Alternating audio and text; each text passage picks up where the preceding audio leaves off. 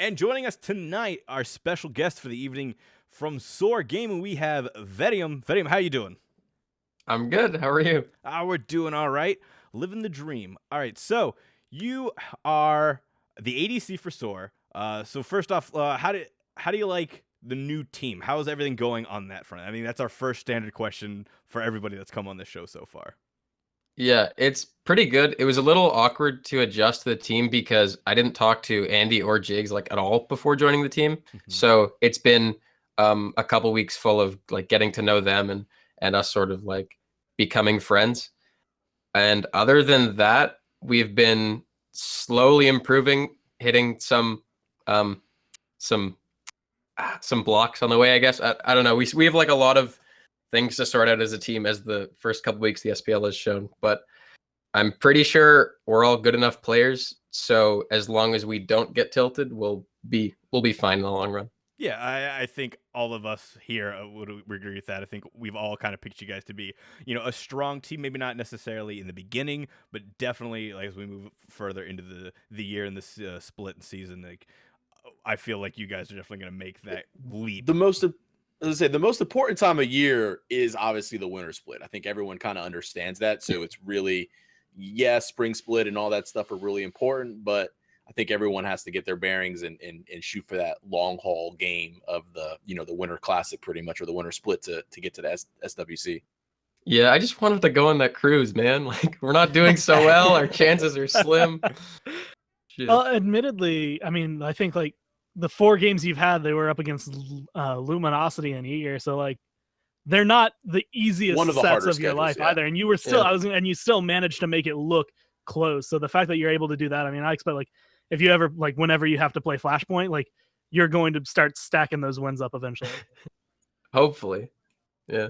Yeah, so I mean, there's so many questions to branch off from that actually that we have. So I mean, you guys have only played 2 sets so far, like they said, Luminosity Eager. Like, has that been a factor? And like, you guys kind of slowish start. I mean, like you said, like the first couple weeks, you guys have had to try to get your synergy together. And obviously, you're having your scrim time, but that those in-game moments, those are obviously the best moments for teaching and everything, and getting your guys' synergy really together. How has only playing those 2 sets kind of impacted you guys?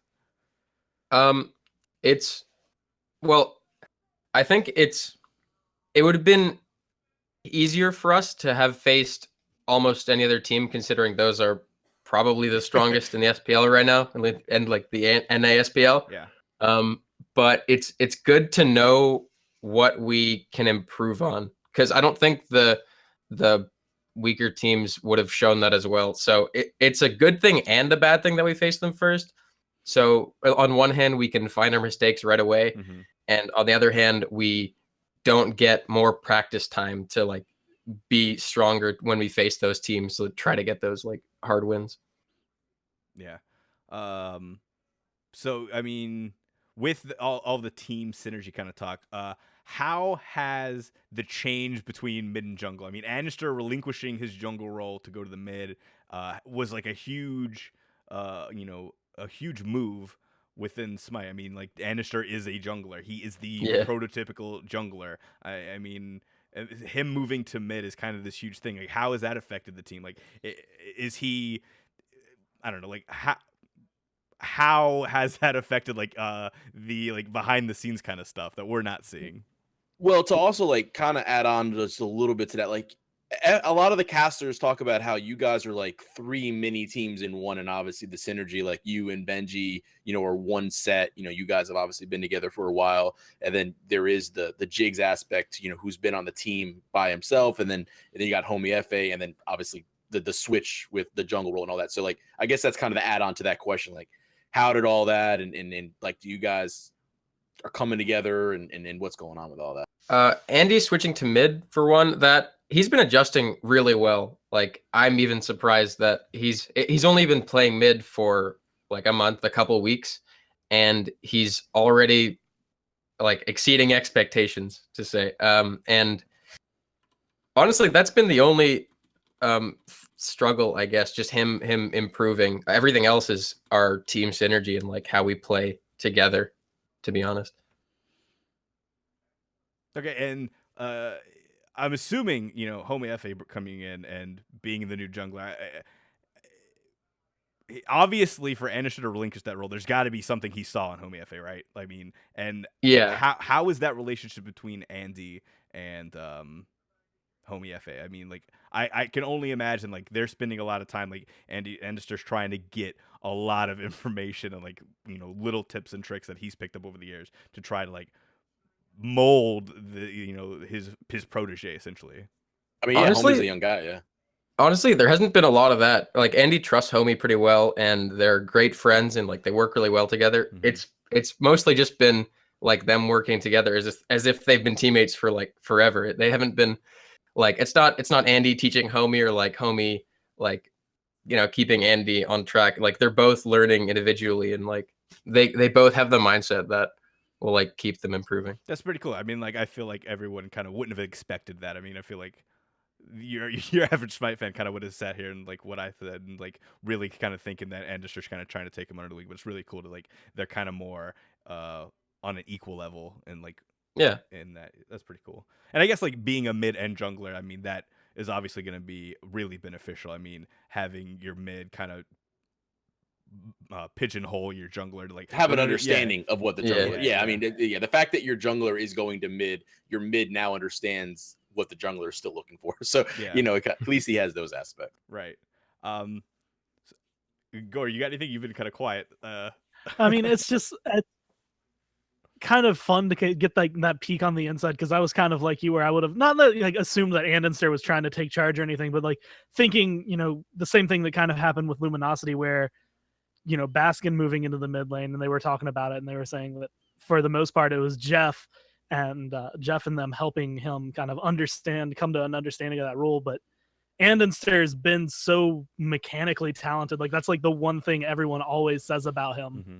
So his transition, honestly, it kind of makes sense that he just kind of came over, practiced a little bit, and then kind of knew exactly where he needed to fit. Right. Yeah, well, him being a jungler, he knows all the time like what he wants his mid to do. So him switching to mid, all he has to do is do what he would want his mid to do. Like, he just has to think about that, and he can play fine. It makes a lot of sense on paper in that way.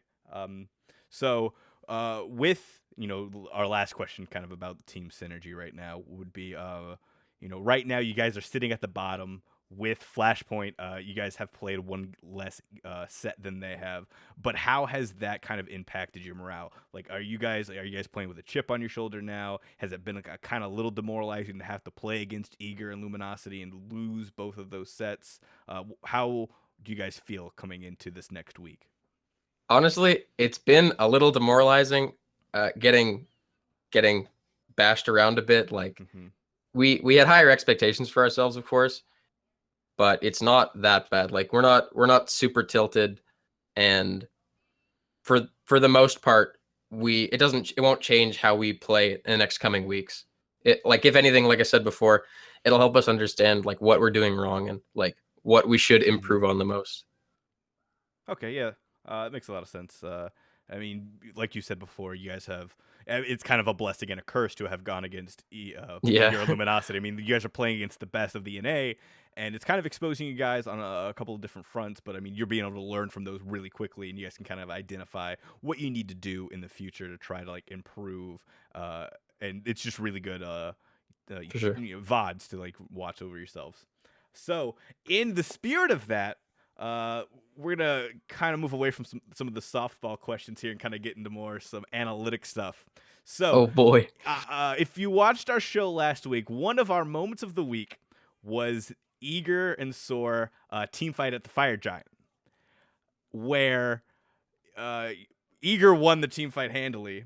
And so, but you specifically, and I wanted to focus on you, was okay. you left the team fight.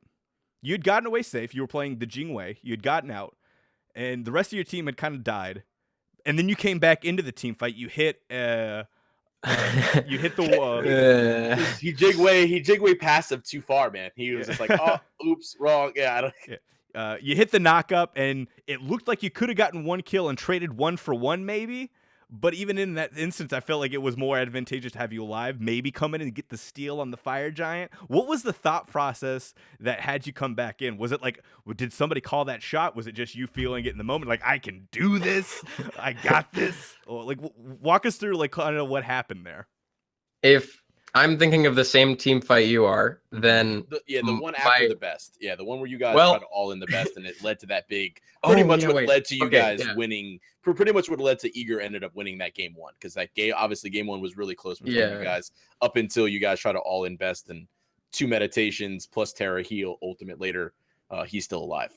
Yeah. So our mentality at the start of the fight was just kill best. Like they have a really strong front line and like a lot of damage. So if we kill the damage, then like the front line isn't going to do much on their own. So the plan was to dive best, and then we did that unsuccessfully, and everybody died except for me. And I think my mentality was like, if I can get a kill when they're this far ahead and like deny somebody FG or something like that, then that's really valuable. It's really, really, really unlikely that I'd steal the objective.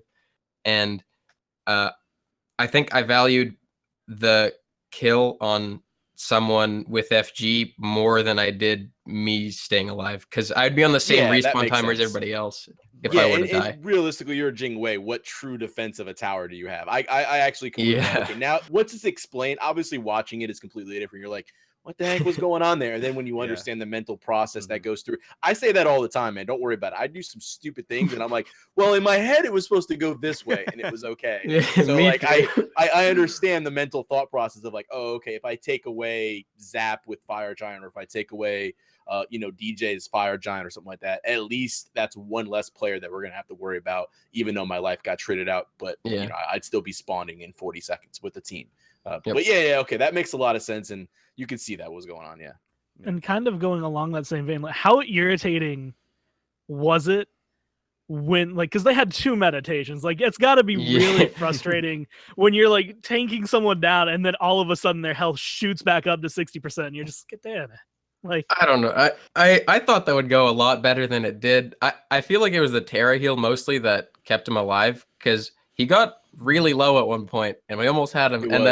It was like, I guess it was the combination of the meds and the Terra heal that just like healed him up. The monolith was down plus the Terra ult, and then you had the 2 meds. I mean, that was a lot of healing on the best right there in that one fight. It was just it was unfortunate that he just wasn't able to get blown up when he was.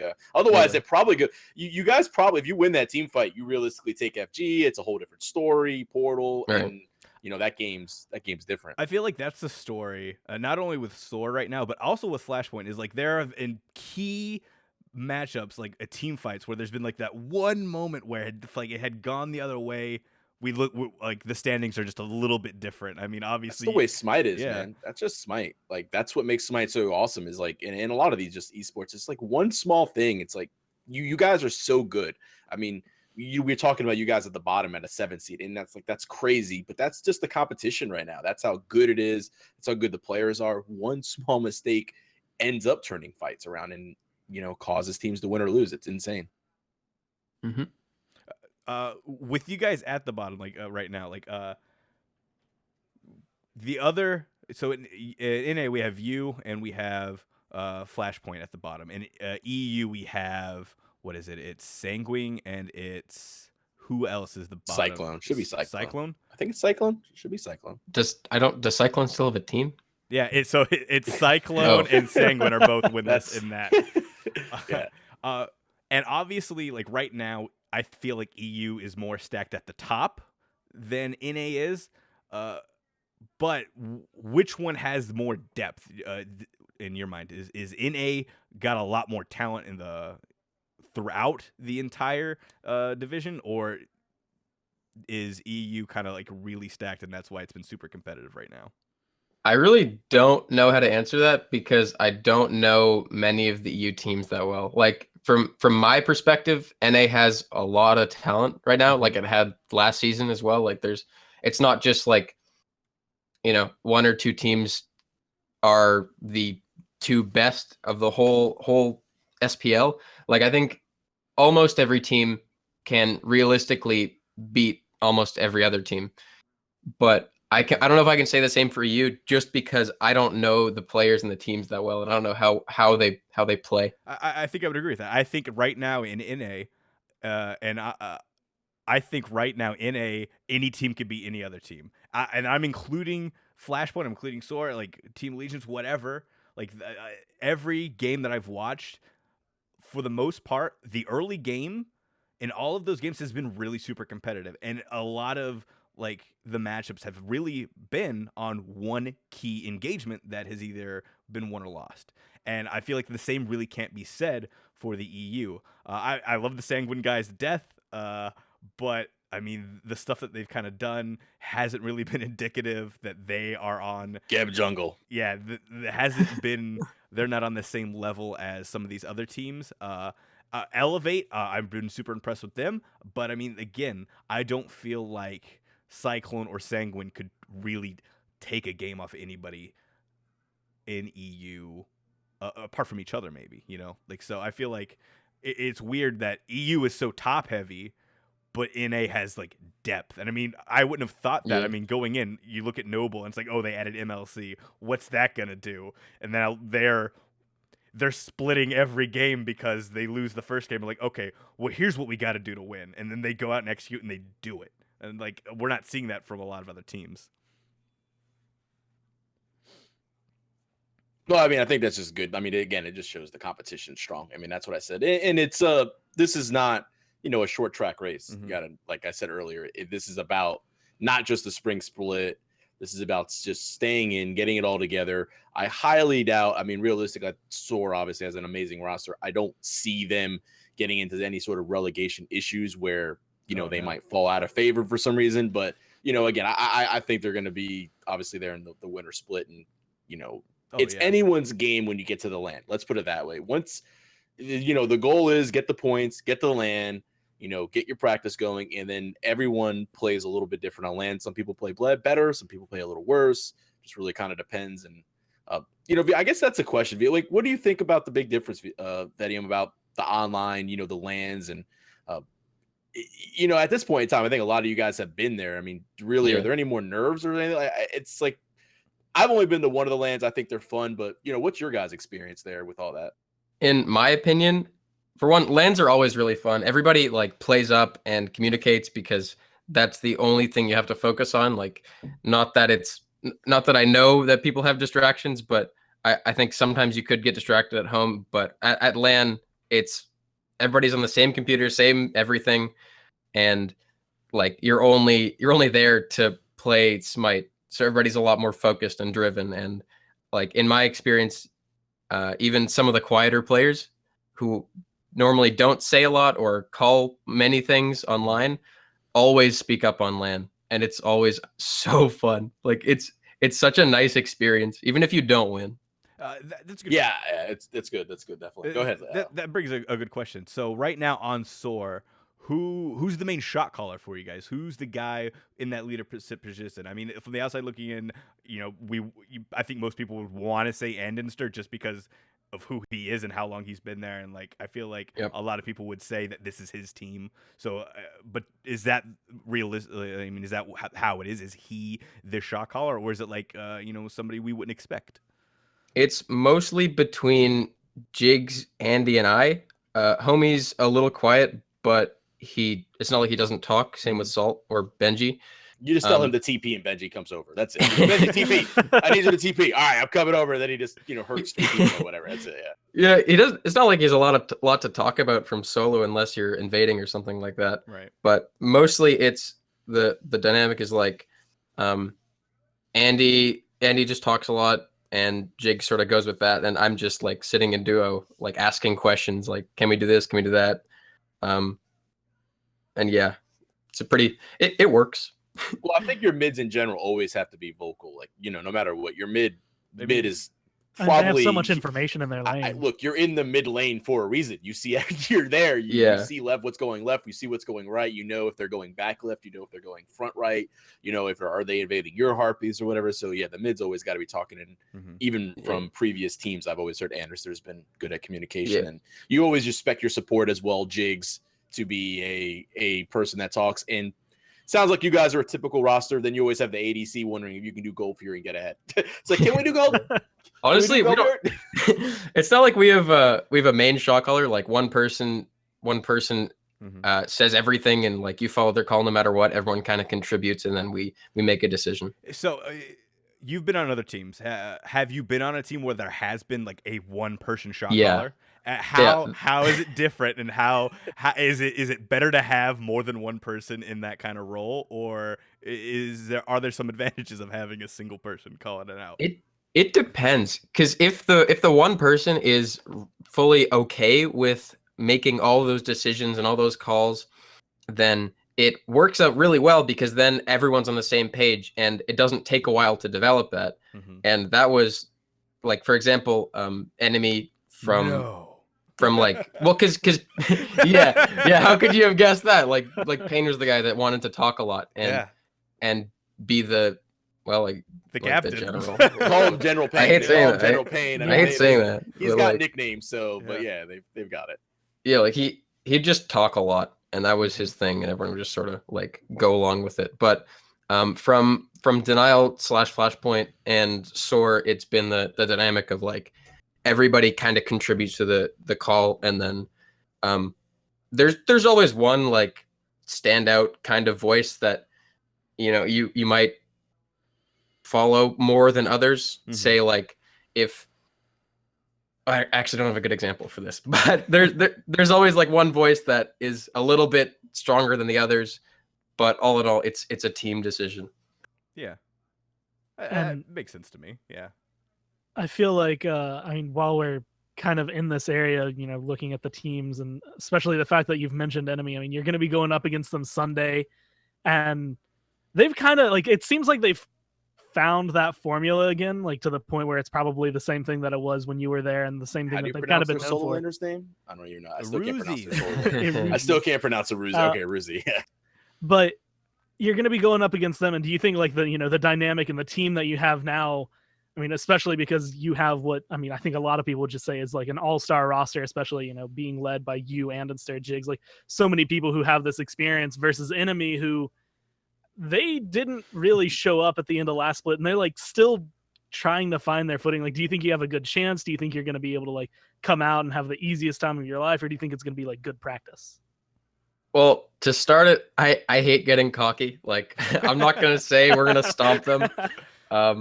I'll say like we'll do our best, and we'll try to win the games, even though we still have a long way to go in terms of like team synergy and working as a team.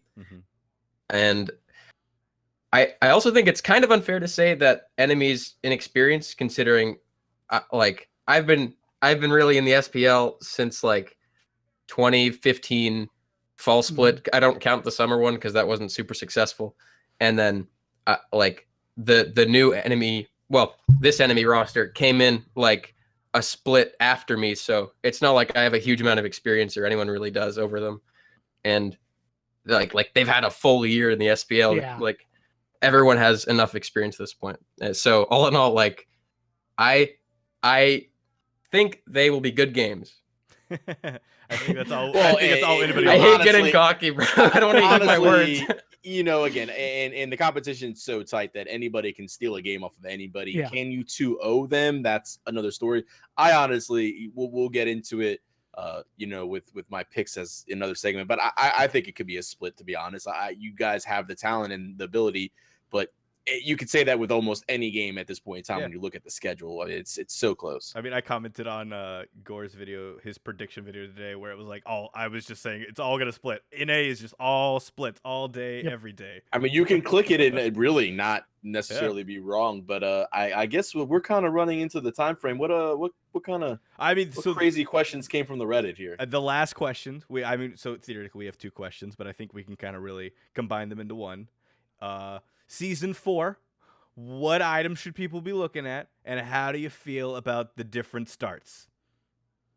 In terms of items, not a lot is new. The Poison Star meta that was last patch, or I guess 2 patches ago now, that was something new. That was something that was really like Season 4 build type thing. But now it's kind of settled down.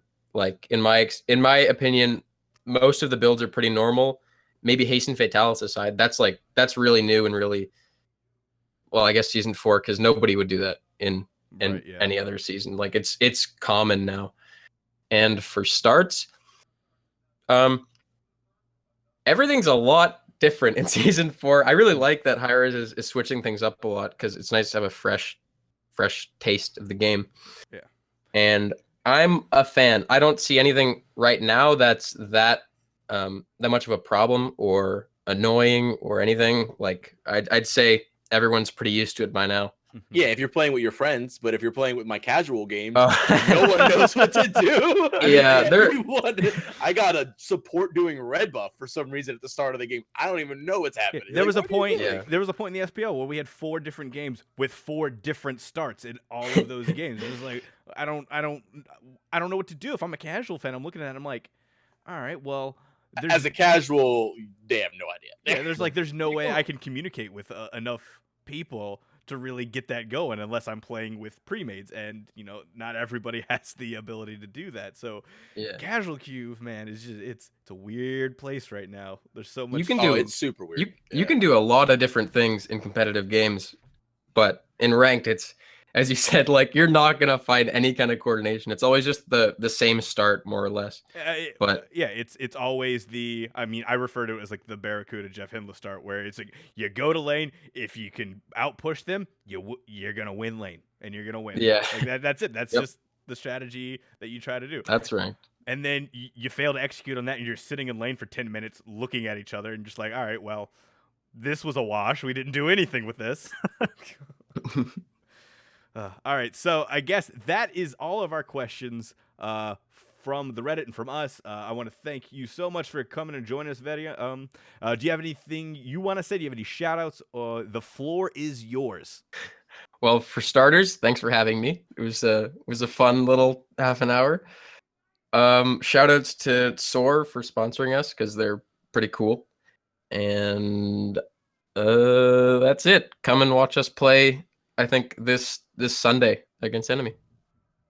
Yeah, you guys specifically, you can catch SoaR and Enemy at 4:30 approximately on Sunday, pending the other games, obviously, of course. Mm-hmm. But yeah, should be a good one. I mean, again, I think that's going to just be another one of those matchups you got to watch. Yeah, there's definitely like I feel like that's just gonna be one of the best matchups this week. I mean, obviously we've beat it into the ground so far as like in a everybody can split with everybody, and that's definitely like one of my must-watch games for this week. I'm gonna pay close attention. I'm gonna be watching you, Vetium. Don't let us down. I'll try not. I don't want to get farmed, man. We have a It might happen. 50-50. We have a 50-50 ratio right now. Sanguine hasn't won and Obey hasn't lost. So we need you to come in here and then just go on a winning streak after this, so that we could like kinda have a good. We always get the reputation. winners. Yeah, we got the winners. That's right. All right, no promises. Like, I don't know. We have a lot to figure out. No, you guys will get it going, man. We appreciate you coming by for sure, and absolutely, we know you guys will end up kicking some ass later down the road. So, Oh All right, yeah. Best of luck with all your games going forward, and maybe we'll see you in another interview further down the line. All right. Thanks. All right, thank you. See ya. So our interview actually isn't over yet. I think about 3 seconds after we finished our interview with Mr. Vetium over here, a tweet came out from eUnited, formerly known as Enemy, that Benji was on their roster. And we kind of all laughed and like, oh, Benji hasn't been on Enemy. He left. Like, what's going on there? And I got on Twitter and tweeted at Vetium, like, how could you not mention this on our show? Ha, ha, ha. And then I get this flurry of replies back from Vetium, like, I didn't know. Oh, God, I'm sorry. I would have said something if I knew. So this is real? Benji's left? Yep. I thought it was a troll too. Like, I woke up this morning to a message in our DMs, like, from Salt. I'll read it out to you.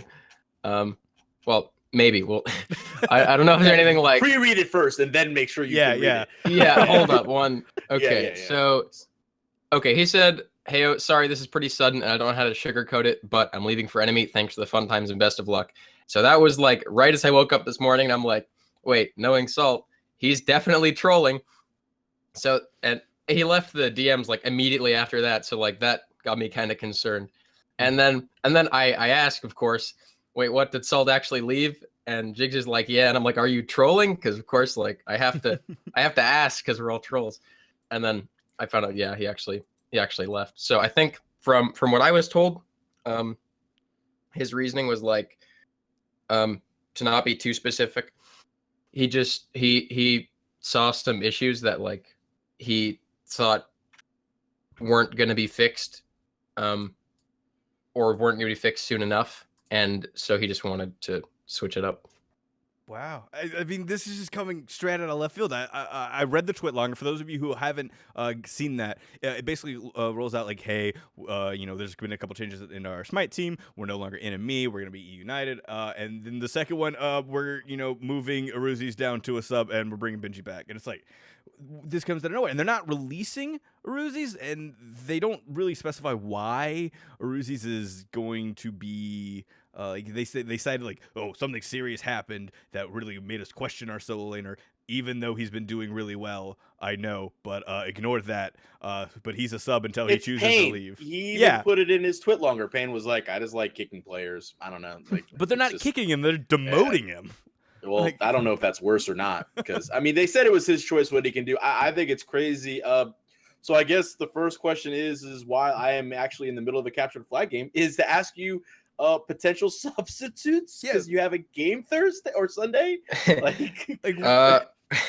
We're definitely not looking for like a temporary fix. We're like trying to find a solo laner that we're gonna be on a team with in the next couple days, and like we already have 1 or 2 people in mind, and I've been like sending out DMs, so I'll get back to you on that. I mean, we obviously know this is like the non-ideal, like what the heck just happened. This is normally not, again, this is not an everyday occurrence where after we talk to somebody, a big news story kind of breaks out about it. So different circumstances, but I mean, we were just kind of talking earlier in an interview about how everything was kind of growing. I mean, obviously now this is definitely probably going to set you guys back a little bit. I don't know. That's it's got to sting a little bit, right? I mean, just you got to be honest here. Yeah. Like I thought we were, not to be like too sad, but like I don't know. I thought we were all good, and like we're just gonna kind of accept that we weren't gonna do amazing this split unless we like somehow came out swinging. Because we're like we still have a lot to improve on, even though there are other new teams. Like it seems like it's taking us a bit more work to get there. Yeah, I mean, we had a whole conversation about an hour ago about how you guys have had a really tough start to your split, but you guys have been really competitive in those splits, and that you guys had this synergy that was growing and you felt really good, and then all of a sudden out of left field Benji leaves, and like Freight said, like that's gotta sting, and like that's gotta like where do you go from here? Like the morale's gotta be a bigger issue. I mean, I'm always available as a substitute. If you need me for that, I got this. That's some collusion. I'm not actually like part of Eager, so I think it's okay. I'm just a community leader. I can swap. I'll be all right. Okay, well, I'll keep that in mind. We'll see. So, keep your DMs open. So, like, going forward from here, like, we already talked about how, like, morale was, not at a high point. So, going forward, morale can't improve over this, right? Like, this just blows my mind. Like, I don't know how to process what just happened. To be honest, I don't think morale's, like, a huge issue, because I don't think, well, at least any of the 4 of us get super tilted. Salt's included in that, but, this doesn't emotionally affect him. But, yeah, I think we're just gonna move forward. Like, can't really do anything about it. It sucks because like we had a little bit of synergy, and now it's kind of back to the taken away. Back to the drawing board. Yeah, positive. Positive. Yeah, I guess the positive. I mean, if you're looking at the silver lining, is again, like I mentioned, it's the beginning of the season. If it's gonna happen, glad it's now and not in the winter split. All of a sudden, we're like, you're going into that gauntlet area and at the LAN, and you got an opportunity at least here. It's I mean, we're still I am glad to see it happen in the beginning. I mean, 3 weeks in, you kind of expect maybe a roster fluctuation here or there. It's just really weird that it happened to be, during the interview process. So I think that was just. I was gonna say something, but I didn't know that they were gonna announce it like right then. So I wanted to wait for them to do it. Absolutely, Or yeah, if for they sure. were going to Yeah, take yeah. a while, then I'd wait for us to like find our solo first. Right. So I didn't really want to spoil anything. So like I don't know how much you could tell us. Like obviously you kind of knew this a little bit beforehand, but again couldn't say anything, and we all understand that. But like, who are you looking at? Like, are you looking at other pro team? I mean, that's solos? like Are you that's trying like to poach asking the away question- people? Are Yeah, you, that's like- the yeah. only choice at this point. Yeah, I mean, you can't ask like that's like asking the what's your secret, inside pick, yeah. pocket pick. Like Right. you can't. That's not necessarily like an answerable question. We kind of understand that he's got to be. I mean, it's kind of somebody. like a yes, wink, nudge. Like, are you I trying? mean, are you in trying my to? head, like give me like 2 coughs if I'm close. No. I don't know. I don't know. I'm throwing out names that are free agents at this point. It's kind of crazy. Yeah, there's no, in my opinion, there's no player that isn't in the SPL that's a solo laner that I'd be okay picking up. I think it has to be some SPL player. So we'll see how that goes. Yeah, I mean, I can't wait to hear who it is, and like, like I said, I'm still kind of trying to process like all of this happening, and like after the conversation we just had, where we were so high on like, oh yeah, the team's was coming like, together, yeah. this is all good, we're feeling all right, we're playing as a team, and then all Glad of I a made it convincing. Yeah, glad. Yeah, we could all look back at this as obviously lessons learned. I mean, first off, thanks for coming back again and Yeah, just oh, kinda yeah, talking thank to us you. about it. Obviously, Yeah, you no don't problem. have all the information with what's going on. You're still looking for a solo laner. There's obviously a few out there. Maybe you guys pull out somebody from the Challengers League. I don't know. I'm surprised. I think that it's great to see new talent as long as obviously they perform well. We'll see who you guys pick up and along the way and really see what happens. I'm definitely interested to see who the selection is. I mean, because the names in my head that like on the short list, I have some names. I know you guys have names. I'm curious if they're the same names, but I won't be able to find that out, obviously. Yeah. So it's one of those like, let's see if one of those names on my list actually end up on the roster. Well, you'll see soon, considering we need something Have for a game Sunday. Sunday, yeah. Yep. So my question would be, like, I know you can't give us a lot of answers, obviously, like in like who you're searching for. Like, worst case scenario, by Sunday, you guys haven't found someone to fill that slot. What happens? FrieghtTrain. What do you do? FrieghtTrain plays. FrieghtTrain, you got me. Probably ask Meerkat or Bickham to fill in because they're just the go-to kind of guys. Mm-hmm. FrieghtTrain gets passed up again. No SPL chance for poor FrieghtTrain here. Damn it. It's all good. Okay. Yeah, I was gonna ask because I don't know who SoaR's sub is, and then I know. I don't even know if they have it listed yet. Yeah, I know. No, we do. I think it's been Nulissa, but Nulissa is playing for I don't- Elevate tomorrow. Yeah, I know. Like, I just saw that. I think we've put down Nulissa for the past couple weeks, but I think It's just- that'll have just to to have- change. yeah. Obviously that's got to change just a little bit considering some of this extra stuff. Oh man, so yeah, thanks for coming by. I think we've kind of tapped the well, and I think we should let you get back to kind of trying to Finding your a new solo laner. He needs to find a solo laner. Yeah. Yeah, we'll see how that goes. Yeah. All right. So best of luck to you, and again, thanks for coming back. And Yeah, maybe thanks for we'll having me. talk to you again sometime soon after this. All right. See ya. All right. See ya.